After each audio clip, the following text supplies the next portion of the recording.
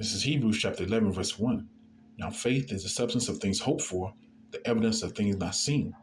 First and foremost, I want to give all great praise and glory to Yahweh, Ba'ashem Yahawashi, Ba'ashem Kwakadash. Double honors to the apostles of Great Millstone who rule well. Peace and salutations to the elders and Akim pushing the truth and sincerity. And to the elect who are receiving this truth, I say grace be unto you. I'm the brother Kahan from the GMS Dallas camp. Just coming to you today with a quick little lesson. Hopefully this is edifying. The reason why I started with Hebrews, the 11th chapter, is because, again, faith is the very foundation of how, the scriptures are to be interpreted. Without faith, you won't be able to understand the will of the Most High, right? Let me get that Romans chapter 10, verse 13. All right. I'm going to read it in the NLT, so like it.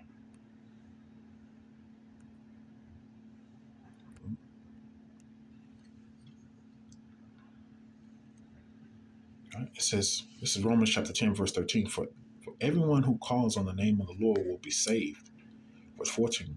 But how can they call on him to save them unless they believe in him? And how can they believe in him if they have never heard about him? And how can they hear about him unless someone tells them?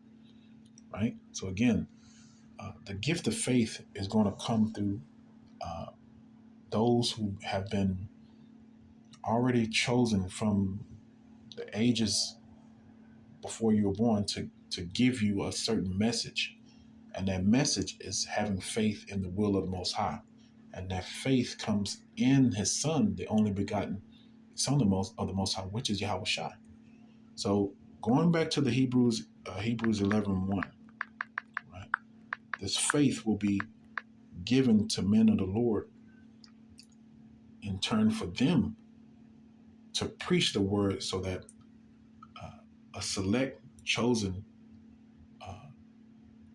nation of people who are going to be scattered would be able to receive the will or the understanding of the will of the Most High. So going back to Hebrews 11:1, it says faith is a confidence that what we hope for will actually happen. It gives us assurance about things we cannot see. That's right. So again, faith is a very foundation of how the will of the Most High is going to move us, right, to understand his purpose for us, right? So going into this article, right, because it's very important to understand atheists. It's saying atheists are only going to see the world through science, whereas those who fear the Most High, they're going to be able to see the world spiritually through the will of the Most High.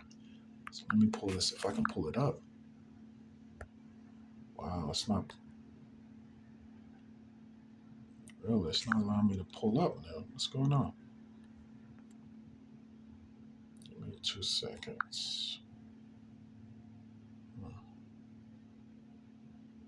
Okay. Pull it up.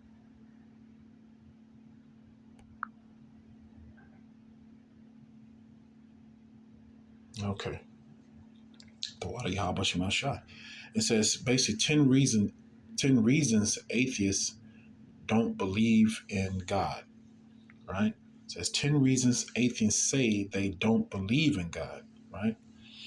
It says as more people step away from organized faith, atheists are voicing deeply personal, often misunderstood reasons for why belief simply doesn't add up. Right? It's one of those topics that can turn a quiet dinner into a 3-hour conversation or an awkward silence. People believe or don't for all kinds of reasons, and for atheists, it's rarely about rebellion or quote unquote just not caring. As of 2025, approximately 7.9% of Americans identify as atheists as per the World Population Review data. And again, there are many reasons why you have atheists. There are many reasons why a lot of people are falling from organized religion or churches. ultimately is because they're not finding the truth there, right?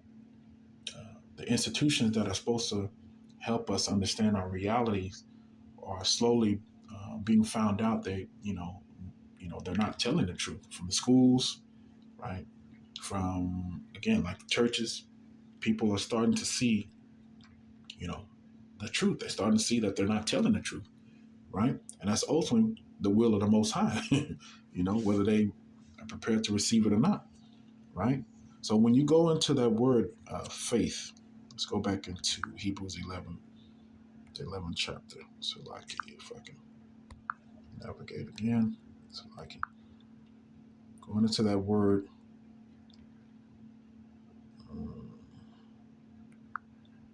Right? Hebrews 11th chapter. That word for faith is, right? This is the Greek word. Strong's G 4102. Pistis. Pistis. So again, that's the Greek word of faith. But what is it saying? The definition says conviction of the truth of anything. That's right. These atheists are not. They're convicted with the pseudoscience of the time, the knowledge and wisdom of the time, which is what Esau is saying is science, right? Conviction of the truth of anything, belief in the New Testament of a conviction of belief respecting man's relationship to Yahweh and divine things, generally with the included idea of trust and holy fervor born of faith and joined with it, right? So again, these atheists and those who are falling out from organized religion are not finding the truth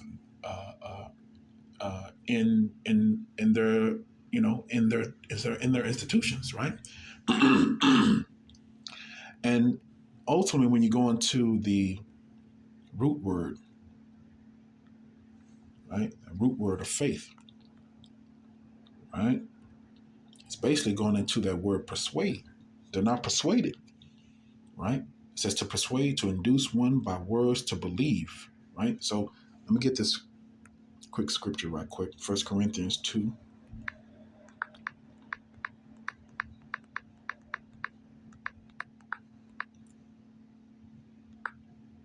2, verse 4 through 8. Right? 1 Corinthians 2, 4 through 8. So I'm going to read it in the NLT. Let me read in the KJV first. So right? It says, and my speech and my preaching was not with enticing words of man's wisdom, but in demonstration of the Spirit and of power. And again, this is Paul preaching to the Israelites who lived in Corinthians, right? In Corinth, I'm sorry. They were Corinthians who lived in Corinth. And again, this is beautiful because it's allowing us to understand that, in these times, you're going to have people using, the pseudoscience or the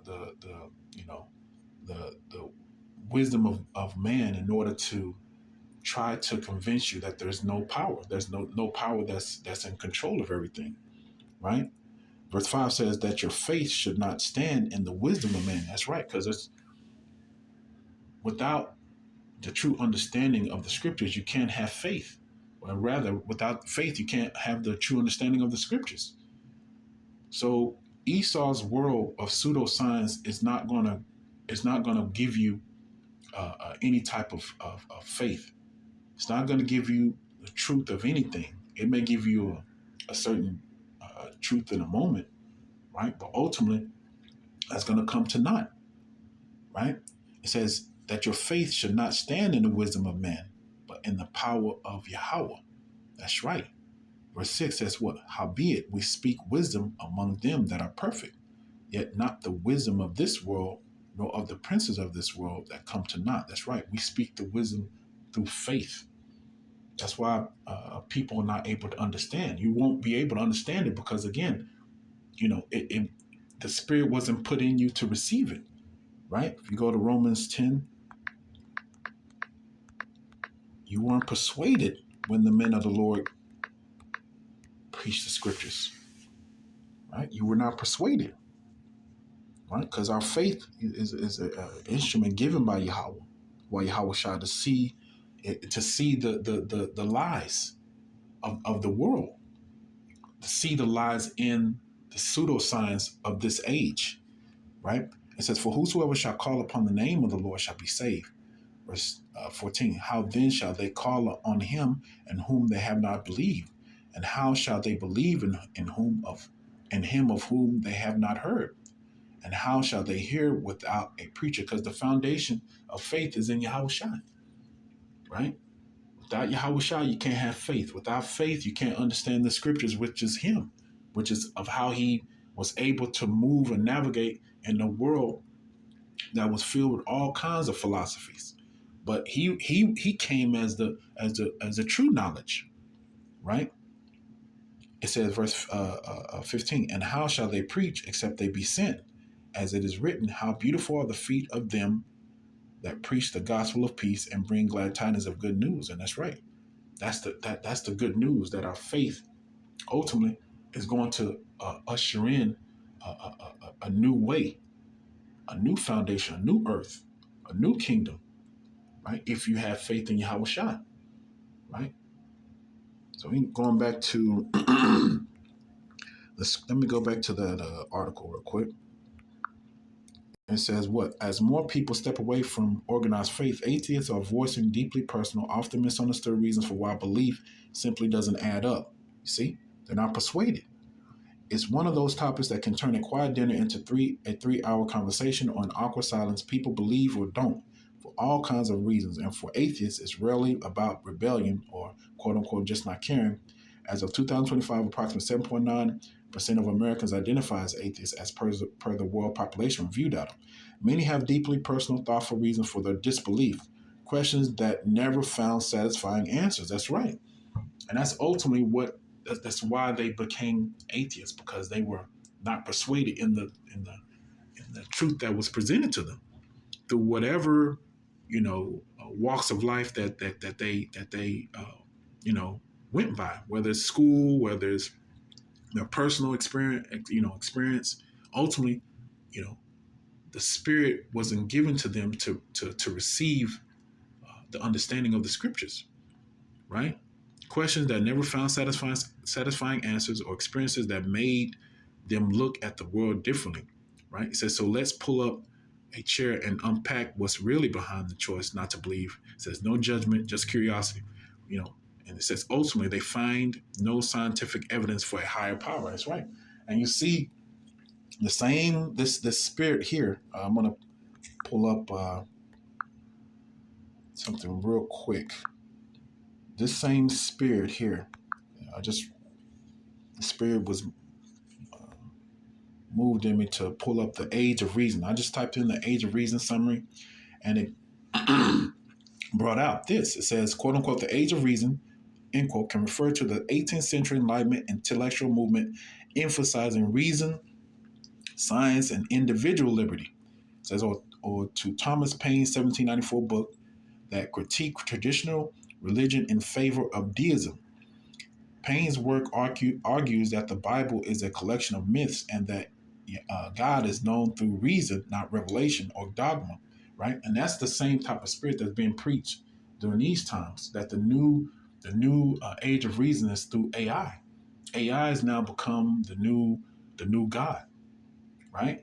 And ultimately, that's what atheists are going to fall into. They're gonna follow that same, that they're being herded through that same type of spirit, which is ultimately going to lead to their destruction, right?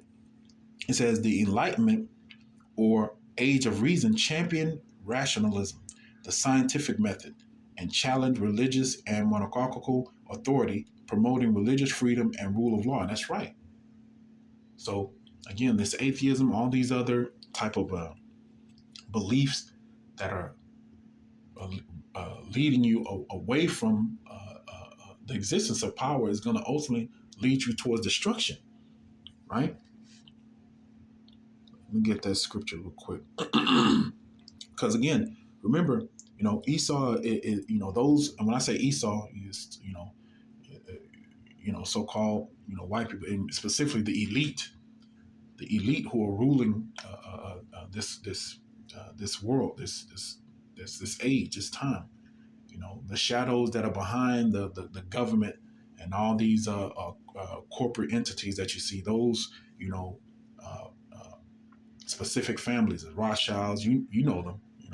Men on the highways and byways always preach those families, right? And so when I say Esau, these are the people who I'm referring to. So the elite of Esau, they basically use their pseudoscience and the left-handed side of magic and witchcraft, basically to distract you from the true science of the scriptures, which is prophecy, right? Right. Let me get that. It's a lucky for being all over the place. That's just the spirit. The spirit is just just kind of it goes where it leads. So this is Ephesians. Well, actually, Ephesians 2:8. I'm going back to Ephesians 2:8. It says, "For by grace are ye saved through faith, and not of yourselves. It is the gift of Yahweh." Right.